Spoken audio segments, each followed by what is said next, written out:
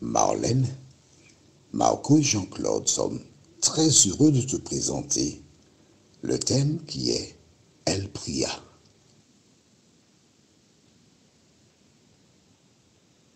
Nous allons dans le livre de 1 Samuel, chapitre 1, versets 9 à 11. C'est la référence pour ce jour. 1 Samuel, chapitre 1, les versets 9 à 11. Tu as trouvé? Alors, prions. Notre Seigneur et notre Dieu, béni soit ton nom, parce que tu es bon pour tes enfants. Tu n'abandonnes jamais celles et ceux qui se confient en toi. Alors que nous nous apprêtons à découvrir la parole, Saint-Esprit, merci de nous éclairer. Merci de nous fortifier. Merci de nous vivifier. Nous t'avons prié au nom de Jésus et pour ta gloire éternelle. Amen.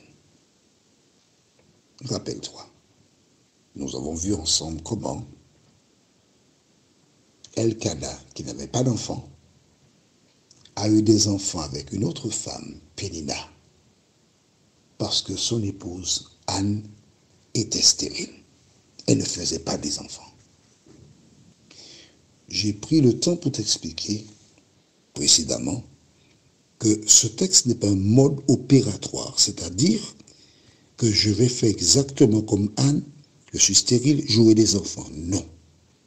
Il y a un élément fondamental que tu ne dois jamais oublier, et cet élément se trouve dans le Notre Père. Tu connais le Notre Père? Non? Que dit le Notre Père? Notre Père, qui es aux cieux, que ton nom soit sanctifié, que ton règne vienne, que ta volonté soit faite sur la terre et dans le ciel. On s'arrête là. Que ta volonté soit faite sur la terre et sur le ciel. À la lumière des différents textes que nous avons lus, tu te rappelles, l'ordre qui a été donné pour inculquer ainsi l'enfant selon la voie qu'il doit suivre, et quand il sera vieux, il ne s'en détournera pas. Tu as déjà découvert un certain nombre d'actions que Dieu a ordonné de faire. Et si tu es honnête avec toi-même, certainement tu as réalisé que tu n'étais pas prête pour cela. Parmi cette préparation, tu as bien vu que tous les textes que nous avons lus viennent de la parole de Dieu, de la Bible. Est-ce que tu as lu la Bible dans sa totalité? Si tu n'as pas lu la Bible, qui est le mode d'emploi, tu trouves le mode d'emploi dans la Bible, comment pourras-tu? C'est exactement, tu vas à l'examen, tu n'as pas appris de leçon. Comment peux-tu espérer réussir puisqu'on te posera des questions du livre d'histoire, mais tu n'as pas lu le livre d'histoire? Tu vas échouer. Maintenant, Dieu connaît, Dieu sait. Et parce que Dieu sait, il permet que certains aient des enfants. Et lorsque tu regardes autour de toi, il y a des familles qui sont heureuses avec leurs enfants, qui fonctionnent bien. Mais tu vois aussi d'autres familles où ce n'est pas si bien. Tu as différents modèles devant toi. Lorsque tu vois ces modèles, tu dois arriver à cette conclusion. Seigneur, je ne sais pas à quoi ressemblerait mon enfant, mais en regardant ces différents modèles, il y a des choses que je n'aurais pas pu supporter. Je me rappelle il y a quelque temps, une femme mère de 3 enfants, 2 garçons et une fille. Le garçon qui fréquentait des copains s'était donné à la drogue. Et un soir, son grand frère était parti avec des copains pour faire une grillade.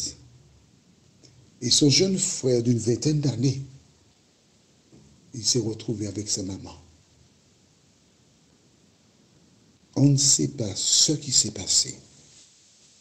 Mais quand le grand frère est revenu à la maison, il a trouvé sa maman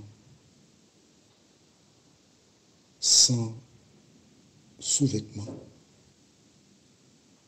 en mauvaise posture, morte. Et son frère couché dans son lit avec ses vêtements sur lesquels se trouve le sang de sa maman.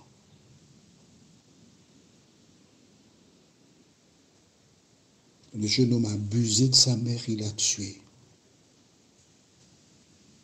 Tu entends des faits divers quand même.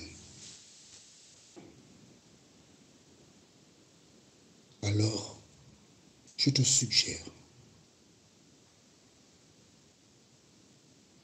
de faire confiance à Dieu. Je te suggère de dire, Seigneur, je sais que tu m'aimes. Je sais que tu fais tout ce qu'il y a de meilleur pour moi. Je te remercie. Alors si d'aventure, il y a pas très loin de toi, une famille qui essaie de jeûner debout, c'est pas facile, qui ont des enfants, tu peux être une tante pour un enfant défavorisé. Tu peux. Qu'importe. Tu peux être utile à Dieu et pour Dieu. Alors voici cette femme Anne, qui est insultée par la rivale. Alors bien sûr, ce m'a dit, mais écoute chérie, est-ce que je ne vaux pas 10 enfants pour toi? Il cherche à la réconforter, mais qu'est-ce qu'il raconte là? Tout le monde lui tourne le dos. Des gens tiennent des propos désobligeants, elle est triste, elle est malheureuse. Qu'est-ce qui peut laver cet affront? À ce moment, note bien, lisons verset 7, dans 1 Samuel 1, verset 7. Et toutes les années, il en était ainsi. Chaque fois qu'elle montait à la maison de l'Éternel, Pénina la mortifiait de la même manière. Alors elle pleurait et ne mangeait point. Depuis des années, Pénina tirait sur elle comme ça pour la pousser à bout, pour qu'elle perde la tête, pour qu'elle se suicide. Elle veut se débarrasser d'Anne. Chaque année. Lorsque tu rencontres un problème depuis fort longtemps, que dois-tu faire? Lisons versets 9 à 11. Anne se leva, après que l'on eut mangé et bu à Silo.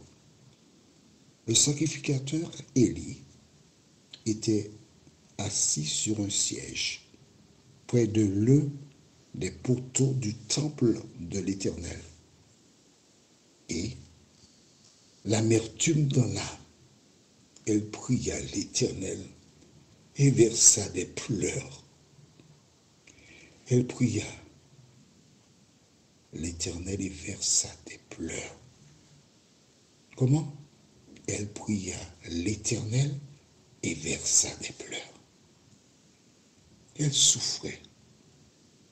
C'était trop fort pour elle. Elle ne pouvait plus tenir. Elle a été à l'Éternel. Quel que soit le problème que tu rencontres, quelles que soient les difficultés, va à l'Éternel. Tourne tes regards vers lui. Appuie-toi sur la parole. Et que se passera-t-il? C'est sa volonté qui se fera. Lisons la suite. Verset 11.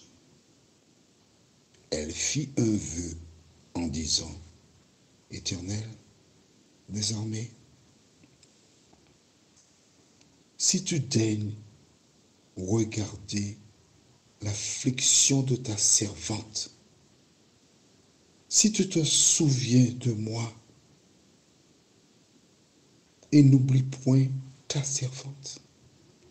Et si tu donnes à ta servante un enfant mâle, je le consacrerai à l'Éternel pour tous les jours de sa vie. Et le rasoir ne passera point sur sa tête. En fait, elle est en train de dire à Dieu, Seigneur, je suis fatigué. Je suis fatigué. Je suis épuisé, Seigneur.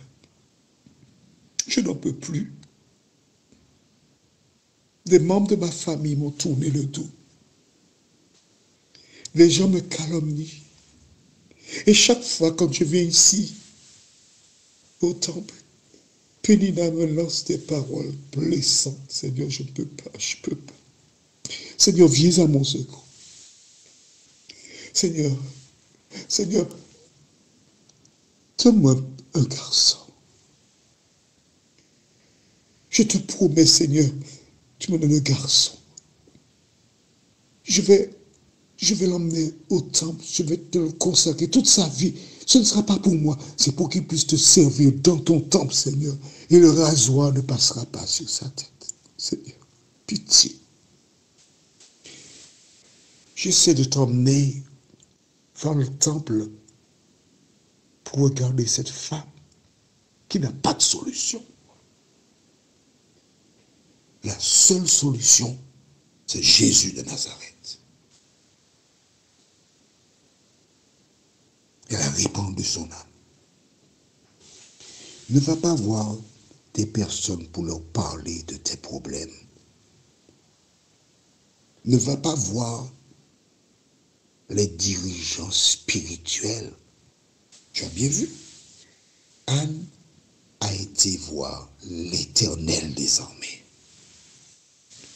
J'aime cette chanson qui dit « C'est Jésus quand je chancelle seul en mon chemin. » Elle a été à Jésus. Elle a été à Dieu. Elle a répandu son âme en larmes. Concentrée sur le sujet.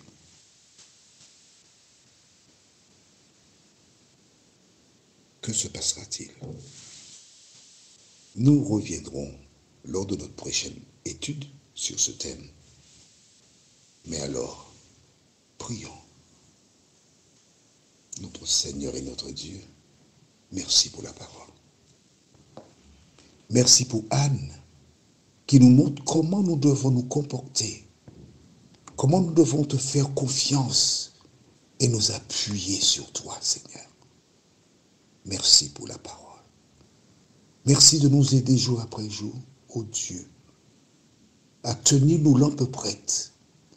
Merci de nous aider à lire la Bible, parce que c'est seulement lorsque nous la lisons, que nous la comprenons et que nous pouvons, par ta grâce, suivre ce que tu as mis en réserve pour nous. Que ta paix et ta grâce nous accompagnent, Seigneur. Nous t'avons prié au nom de Jésus et pour ta gloire éternelle. Amen. Notre thème est « Elle enfanta » et la référence est 1 Samuel 1, versets 19 à 28. 1 Samuel 1, versets 19 à 28, c'est-à-dire la suite de ce que nous avons vu. Que l'Éternel continue de te bénir et il me tarde de te retrouver.